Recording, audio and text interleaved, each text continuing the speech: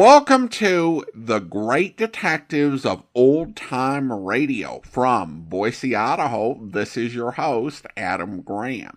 In a moment, this week's episode of yours truly, Johnny Dollar. But I do want to encourage you, if you're enjoying the podcast, to please follow us using your favorite podcast software.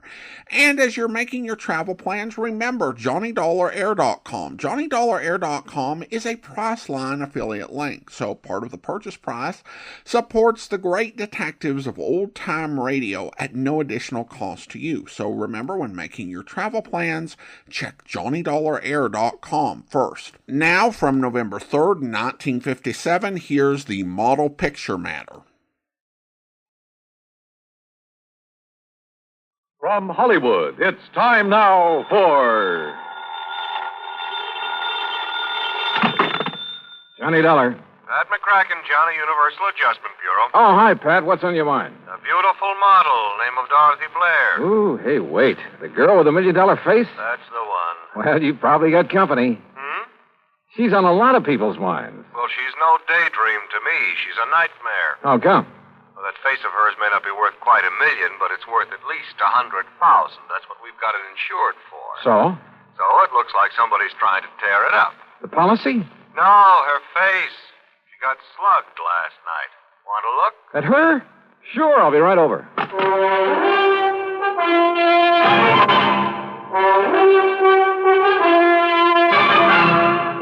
Bob Bailey in the exciting adventures of the man with the action-packed expense account, America's fabulous freelance insurance investigator. Yours truly, Johnny Dollar. And now, Act One of yours truly, Johnny Dollar.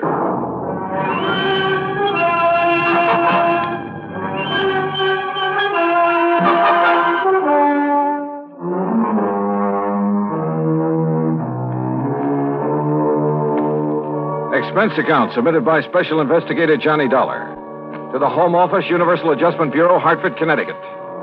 Following is an account of expenses incurred during my investigation of the model picture matter. Expense account item 1, $1.20 for a taxi from my apartment to your office, Pat, where I picked up Dorothy Blair's address, then headed for New York. That's item 2, $36.20. I arrived at her apartment just as the doctor left. Even with a couple of bandages on her face, I think you got a bargain, Pat, insuring it for only $100,000. I guess I'm lucky, Mr. Dollar. My doctor says there won't be any permanent scars. Well, just what happened, Miss Blair? Well, I came home last evening about dinner time. I opened the door to my apartment here and started to reach for the light switch. Then suddenly I saw a shape beside me in the dark. Uh-huh. And? Before I could do anything, he hit me on the side of the head. I think it was a gun. It stunned me and I fell to the floor. Then what? I remember hearing the door slam. When I could get on my feet and turn on the light, whoever it was had gone. I see. You think it could have been a burglar looking for money or valuables? I don't think it was a burglar, Mr. Dollar. You mean you have some idea who it was? Well? Jerry Dunsmuir. Who's he? A fashion photographer. A creep, Mr. Dollar. Oh? The real article, believe me. They ought to put that guy's eyes in jail. You've modeled for him before? About a year ago. I swore I'd never do it again, and I didn't. Until yesterday. Yeah, well, go on. Jerry'd gotten a commission to do a spread on winter fashion. He wanted to make some street shots with me in tweeds. Things like that. Street shot? Well, I figured the street would be a lot safer for me than his studio. But it didn't turn out that way, huh? No. After the second picture, he started in again with the same old line. And he's not very subtle, believe me. So? So I walked out on him. He didn't like it. But is that enough reason for him to break into your apartment and slug you? It wouldn't be for most people. But like I say, he's a creep. Yeah. Okay, Miss Blair. Thanks. I'll have a talk with Dunsmuir. And that was easier said than done. I took a cab to his address. That's item 3, $1.60. But his studio was locked up tight. So I contacted my old friend, Detective Lieutenant Al Rico at 18th Precinct Headquarters. You think you got troubles, Johnny? Try some of mine on for size. Oh, like what, Al? Like an unsolved murder I got tossed in my lap. Oh, that one I've been reading about. The girl up in... Yeah. Edith Summers. No leads. Sure, a real fat lead, except it's no good. Her ex-boyfriend, Ed Chatsworth. Lots of motive, but no case. Alibi? Airtight. So I got troubles. Now tell me yours. Mine? Well, I'm trying to get a lead on a fashion photographer named Jerry Dunsmuir. Dunsmuir? I never heard of him. How come you're interested? Dorothy Blair got slugged last evening. Oh, yeah, the girl with the $1 million face. I heard about it. She thinks Dunsmuir might have done it. I went up to his studio to have a talk with him, but it was locked up. Well, I'll have her files checked, but if we had anything hot on him, I think I'd remember. Yeah. Well, it was just a chance. Excuse me. Rico. What? Yeah. Okay, I'll be right down. It was about your Jerry Dunsmuir, Johnny. Oh? A couple of my boys have found him. Great. Yeah. They found him floating face down in the river. Act two of yours truly, Johnny Dollar, in a moment. Our flag now number 2. And now, Act two of yours truly, Johnny Dollar, and the model picture matter.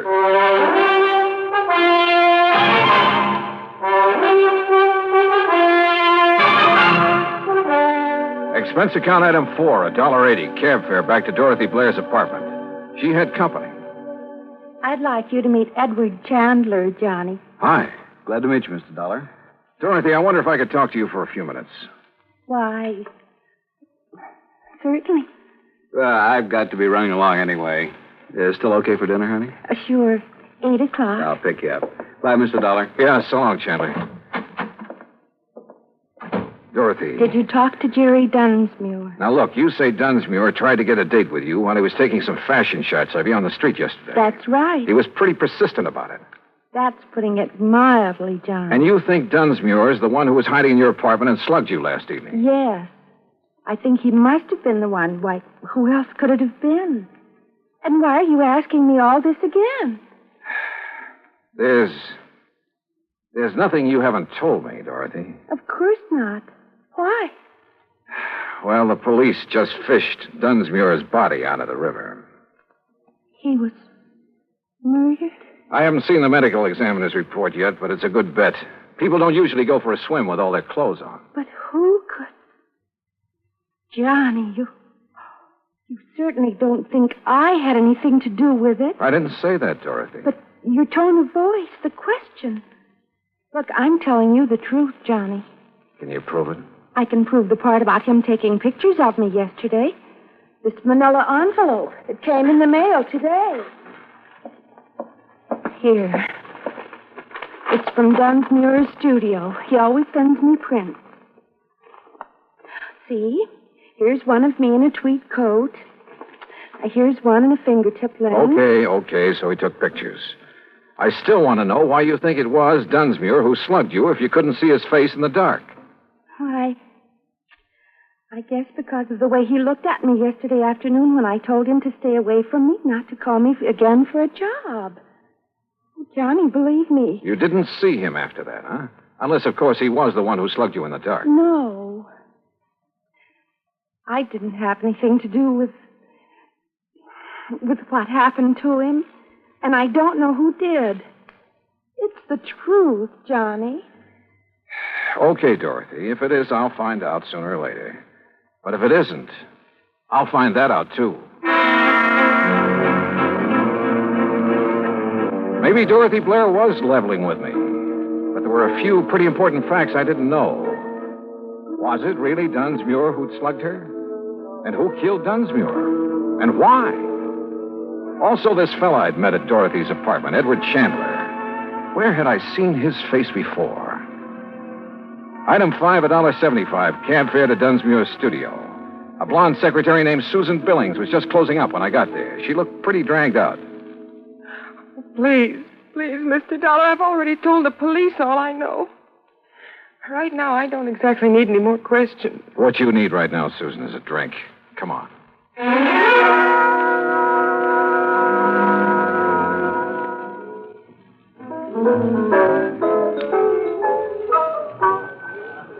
Feeling better, Susan? Oh, yes. Thanks. But I really don't know anything that would help you, Mr. Dollar. How long did you work for Jerry Dunsmuir? About a year. And you can't think of anyone who'd have reason to kill him? Nobody.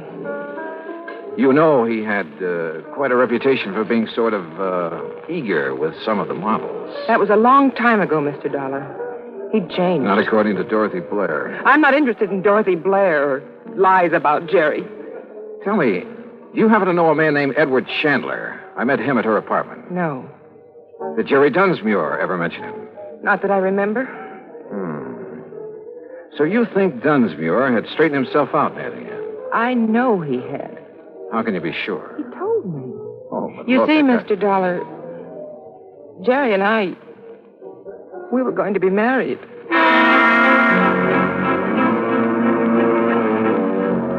Either Dorothy had been lying to me about what kind of a guy Dunsmuir was, or else Susan had been living in a dream world. Either way, I was fresh out of Leeds. I headed back to Lieutenant Rico's office, hoping I'd find some there. Johnny, the only thing we know for sure about Dunsmuir is that he sure had a weakness for women. Yeah, but Susan Billings believes that she was his one true love. I know. And I've been thinking about her. Maybe she found out about Dunsmuir's activities and didn't like it. Possibility. But if she knows more than she's told us, she's a pretty good actress. The same goes for Dorothy Blair. Which reminds me, I want to have another talk with Dorothy. I picked up a couple of names out of Dunsmuir's past. I want to see if they mean anything to her. Want to come along? Sure, but we'll have to hurry. Hurry. Why? She has a dinner date with a guy named Chandler at 8 o'clock, and it's 1:45 right now. Okay, let's go.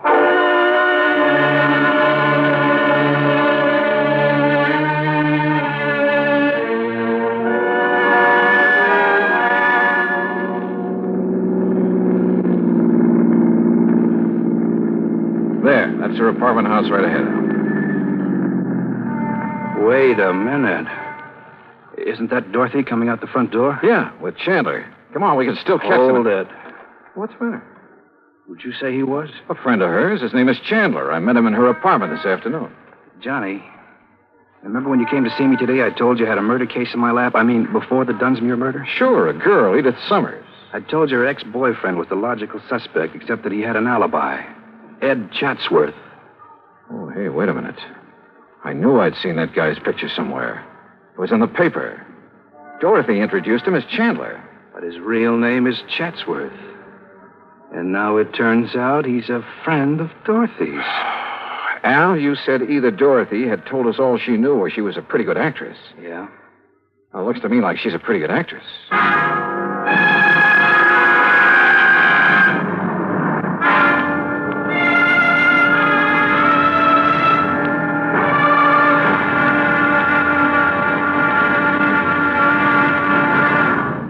Act 3 of yours truly, Johnny Dollar, in a moment.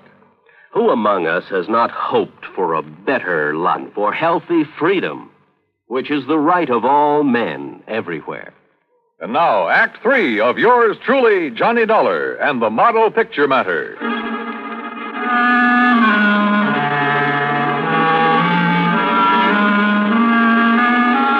Well, it had started out as a real simple assignment, but it hadn't stayed that way long. All of a sudden, we had two murders on our hands, and it looked like there was a connection between them. Now, watching Dorothy Blair leave her apartment with Ed Chatsworth, we realized that she was somehow right in the middle of them. They're driving off in his car. Want to tail them, Al? That won't be necessary. Ever since I questioned Chatsworth about the Edith Summers killing, I've had a tail on him. No, Johnny, what we better do right now is start putting some pieces together and see what they add up to. Okay. The first victim was Edith Summers. Killed in her apartment, the Blackton Arms. And you figure that her ex-boyfriend, Ed Chatsworth, had the motive. Well, we heard that Chatsworth wanted to drop her, but she wouldn't drop. But you say he has an alibi. Two people swear he was out of the city the day that she was killed. All right. Dorothy Blair gets slugged in her apartment. She thinks the photographer, Dunsmuir, did it. Then Dunsmuir winds up dead that night. Right. And now we find out Dorothy and Chatsworth are friends. Begins to add up, Johnny. You think Chatsworth was trying to drop Edith Summers for Dorothy? If so, maybe they rigged a deal. Chatsworth was to get out of town while Dorothy handled Edith Summers. In that case, you're figuring Dunsmuir found out about the deal and came to blackmail Dorothy. Right. She won't go for it, so he slugs her. Then either she or Chatsworth, or both of them, decide to close Dunsmuir's mouth for keeps. It's a possibility, Al. Yeah. It is a possibility, isn't it? Al dropped me off at my hotel and headed back to his office. Item 6, $2, drinks. While I thought about the picture Al and I had built up to explain the killings. Well, it was all pretty logical, but somehow I couldn't buy it. Maybe, like Al had hinted, that $1 million face had gotten to me. If I could only talk to her alone, I felt I could find out if she was lying. About 10 o'clock, I went back to her apartment. No answer. Probably still out to dinner. I was about to leave when she stepped off the elevator. Why, Johnny, what are you... Hello, Dorothy. I'd like to talk to you. Well, I'm afraid I haven't time right now. Oh? Mr. Chandler's just parking his car. He'll be up in a few minutes. We have business. Your friend will have to wait. I want to talk with you. Why? All right, for just a minute. I don't understand all this, Johnny. Well, let's start out calling your friend Chandler by his real name, huh? What? Ed Chatsworth. I don't understand. I thought his name was Chandler. Oh, yeah? What's this all about, Johnny? Oh, drop the act, Dorothy. I suppose the name Chatsworth doesn't mean anything to you. Why, no, it doesn't. How about Edith Summers? Wait. She was the girl who was killed the day before yesterday. She sure was. I read about it in the papers. But I didn't know her, Johnny. You're sure you and Chatsworth didn't happen to arrange her death? Johnny. What's this all about? And your friend Dunsmuir, he wasn't by any chance trying to blackmail you? I don't know what you're talking about. Please, believe me. I didn't have anything to do with either of those killings. Johnny, I swear it. Okay, Dorothy. I guess I never could buy it. But I don't get this buddy-buddy routine. You and Ed Chatsworth. I only met Ed Chatsworth, or Chandler, as he called himself, yesterday. You? Let's have that again. That's right. He said he was organizing a big promotion and wanted to feature me in it. Why would he give you a line like that? I didn't realize it was a line. He sounded very convincing. He said he wanted to see some of my pictures to see if Pictures? Wait a minute. Those pictures Dunsmuir took of you. Ed's coming up any minute to see them. He wanted to see some outdoor shots, he said. When did Dunsmuir take those shots? The day before yesterday. The day Edith was killed. Where did he take them? We moved around from place to place. You still have the pictures? Right there on the table. Come on, let's take a look. Are these all that he took? As far as I know. Yeah. Oh, nothing here except you. Here, wait. This shot looks like the front of an apartment house. Part of the name in the picture. Black. Blackton Arms. The apartment where Edith was killed. Johnny, look. In the background. A man stepping out of the apartment house. Yeah, out of focus. Hard to... Hold it. What is it? Is there a service entrance to your apartment? Yes. Somebody just came in. Get down. I shoved her to the floor and hit the light switch. None too soon. I eased out my gun but couldn't see a thing. And I knew I had to locate him before he located us. There was a cigarette lighter on the coffee table. I heaved it toward the kitchen and my aim was pretty good. The flash of his gun pegged him for me. I turned on the lights. It was Chatsworth, all right. I'd hit him in the shoulder, but he'd keep for the state. Johnny. He's the one who killed this Edith Summers. Yeah, sure. He had an alibi rigged, but he spoiled it by walking out of her apartment into the background of that picture Dunsmuir took of you. Then he's also the one who was in my apartment. He probably recognized you by your face. Figured he could find the name of the photographer here. Slugged you when you came in. And I thought it was Jerry Dunsmuir. Poor Jerry. Yeah.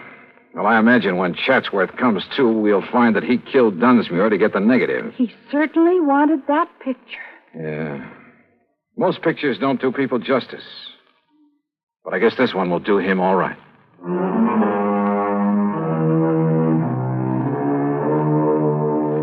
Item 8, $36.80 transportation back home. Expense account total, $103 even. Remarks? Well, there's a little snapper to the story, Pat. You know, that picture Chatsworth was knocking himself out to get, he didn't realize it, but his face in the background was far too blurred to make an identification. Yours truly, Johnny Dollar.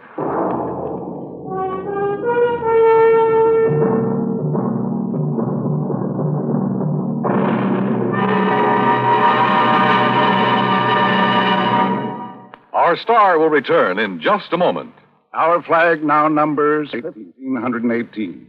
Now, here is our star to tell you about next week's story. Next week, well, the darling of me heart comes back to plague me again. My old friend Meg McCarthy. So join us, won't you? Yours truly, Johnny Dollar. Yours truly, Johnny Dollar, starring Bob Bailey, originates in Hollywood. Written by Robert Reif, it is produced and directed by Jack Johnstone. Heard in our cast were Virginia Gregg, Lillian Buyeff, Larry Dobkin, Herb Ellis, and Harry Bartell. Be sure to join us next week, same time and station, for another exciting story of yours truly, Johnny Dollar. This is Dan Cubberly speaking.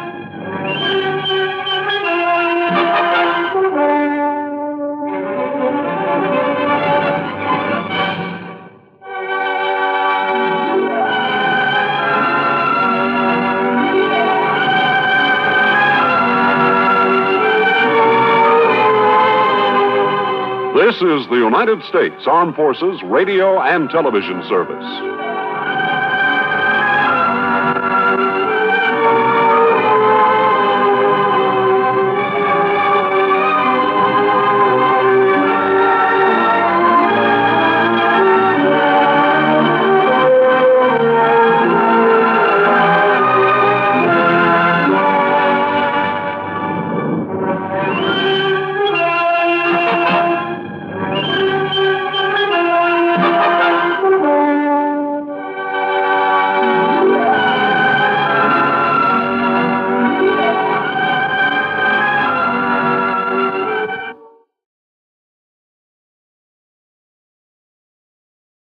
Welcome back. I really enjoyed this episode. Yeah, it has the typical limits of your 20-minute story, but it had a couple things that worked for it. I love Dorothy's explanation of why she suspected Jerry Dunsmore. Because he's a creep. And Johnny goes through this whole scenario like, why would he do that? And he's like, because he's a creep. And that's valid. And you can get into a place when analyzing crime shows or even actual criminal events and be like, why would they do that? It doesn't make any sense. Because the person doing it's a creep and you're not a creep. You don't have a ton of experience dealing with creeps, so you don't understand. If you critique crime shows on the basis that the criminals don't do things that you do as a reasonably well-adjusted person who's just looking at this as an intellectual exercise, then that's no good. I also absolutely love that it turned out that you couldn't make out the face from the picture. Now, I suppose that with modern or even 1990s techniques, someone might have been able to enhance the picture enough to make it out. But I like this ending. I've gone on a soapbox about too many stories that center around killers who get obsessed with people who took random pictures which, if developed and found by the police, could tie them into a crime, but for which there's no reason for anyone to think the police will get the pictures and connect them to the crime. Hey, there's this fashion magazine that's got a picture. I wonder if of the area it looks like the crime occurred 19 days ago. I wonder if this was done on the day of the murder, and I further wonder whether they happened to snap a picture they couldn't use of the killer photobombing their shoot. Now, going back to my previous point, I'm ready to concede that it's possible this might be a case of me not understanding the criminal mind, but if that's the case, the criminal mind is dumb. So I love the idea that this was all done over a picture that couldn't have been used anyway. Now, you can tell that this was a Robert Reif script, even though I don't think I heard anyone say deal. Because whether it's Dangerous Assignment or Johnny Dollar, Reif likes to have his hero commit all the way to being wrong before coming up with the correct solution. Well, now we turn to listener comments and feedback. And there were some really nice comments made about the podcast in a post on Reddit about favorite old-time radio podcast. A listener cited The Great Detectives of Old-Time Radio with Adam Graham as their favorite. And another wrote, love him, such a hoot. And another, he is my favorite too. I like that he runs through the entire catalog of a show. He introduced me to some shows that have become favorites that I otherwise would not have been tempted to try. Thanks so much. Love to hear that. And another listener says, his entrepreneurial spirit cracks me up. Now, excuse me while I book my next vacation on Johnny Dollar Air. That's also what I like to hear. And be sure when you do to get a room with a kitchen so that you can prepare some fish for Fulton Fish Market. But even if you can't get a room with a kitchen, you can always have some Molly B's cookies. In all seriousness, thank you so much. Appreciate your comments. Over on Spotify, Old Man Allen writes regarding the Silver Bell matter, 2 thumbs up. Thank you so much. And then on Blueberry, we turn to our listener survey.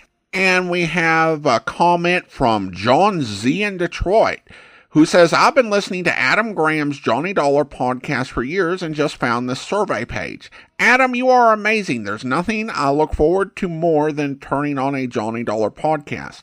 And I really enjoy your commentary and historical perspective at the end. You're the best. Thank you. Well, thank you so much, John. I appreciate your kind comments.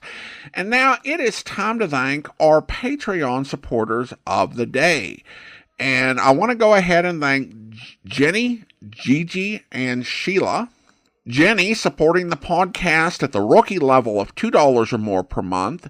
Gigi, supporting the podcast at the Shamus level of $4 or more per month. And Sheila at the Detective Sergeant level of $7.14 or more per month. All of them supporting us for 5 years this month since February 2020. Again, thank you all so much for your support. And that will do it for today. If you're enjoying the podcast, please follow us using your favorite podcast software. And be sure to rate and review the podcast wherever you download it from. We'll be back next Friday with another episode of yours truly, Johnny Dollar. But join us back here tomorrow for Dragnet, where... Yes, I should have known better. I got the bulletin you sent out on the guy, his description, everything. I just wasn't thinking, I guess. He came in the market just before closing time, is that right? Yeah, a couple of minutes after 8. Looked well-dressed, had a briefcase under his arm. I fell for it like the rest of them. I thought he was a salesman. Well, how about the man's description, sir? About 5'11", 170 pounds, I guess. Gray suit. It's the same description you had printed up in the paper. Mm-hmm. Was anyone else around when the man came in the door? One of my clerks, Everett Smiley. He saw him leave and get in a car right after the robbery.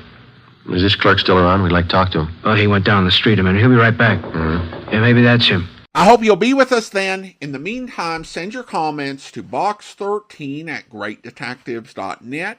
Follow us on Twitter at Radio Detectives and check us out on Instagram. Instagram.com/greatdetectives. From Boise, Idaho, this is your host, Adam Graham, signing off.